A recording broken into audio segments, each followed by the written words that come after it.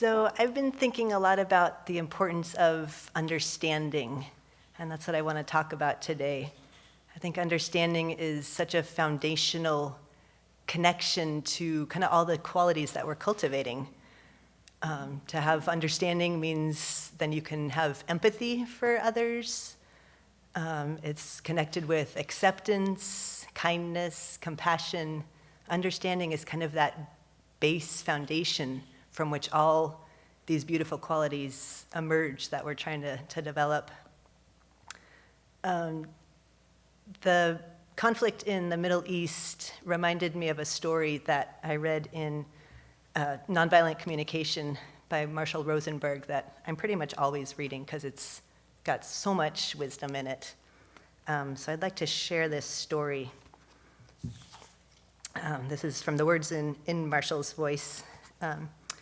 He was presenting a nonviolent communication to about 170 Palestinian Muslim men in a mosque. I'm not sure when, probably in the 90s, I'm guessing.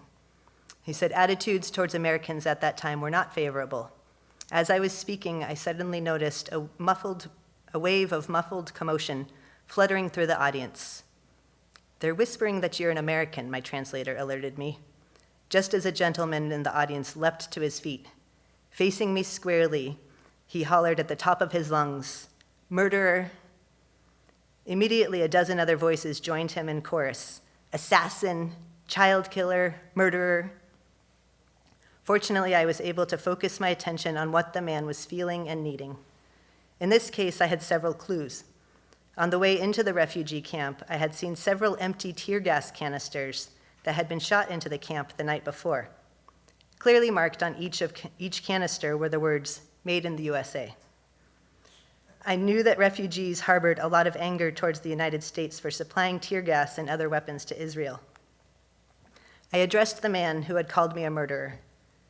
"Are you angry because you would like my government to use its resources differently?" He said, "I didn't know whether my guess was correct, but what was critical was my sincere effort to connect with his feelings and needs." "Damn right I'm angry. You think we need tear gas? We need sewers. We're not your tear gas. We need housing. We need to have our own country." Marshall said, "So you're furious and would appreciate some support in improving your living conditions and gaining political independence?" Man replies, "Do you know what it's like to live here for 27 years, the way I have with my family, children and all? Have you got the faintest idea of what that's been like for us?" Marshall replied, "Sounds like you're feeling very desperate and you're wondering whether I or anyone else can really understand what it's like to be living under these conditions. Am I hearing you right?" The man replied, "You want to understand? Tell me, do you have children? Do they have a school? Do they have playgrounds? My son is sick. He plays in open sewage. His classroom has no books. Have you seen schools with no books?" Marshall said the dialogue continued with him expressing his pain for nearly 20 minutes more, and me listening for the feelings and needs behind each statement. I didn't agree or disagree. I received his words not as attacks, but as gifts from a fellow human being, willing to share his deep vulnerabilities with me. Once the gentleman felt understood, he was able to hear me explain my purpose for being at the camp. An hour later, the same man who had called me a murderer was inviting me home for a Ramadan dinner. And I'm impressed I didn't cry because that is such a poignant story. It's such a poignant story of showing the power of that deep pain, but also the story also shows the solution to this problem of really acknowledging and recognizing what a horrible situation these people have been in for so long, so very deep, but how both of them have this pain that they're trying to express. And Veneral was talking the other day about it and saying how many people are feeling this pain but still so entrenched in wanting revenge. And that revenge, I realized, is coming from wanting the other side to know what they're feeling, to have the experience of their own suffering. That's really what revenge is just wanting the other side to experience that same suffering that you're feeling. And so really, in a way, it's a very skewed way of just wanting the other side to understand you, just wanting that other side to have that empathy and to not feel alone in our suffering.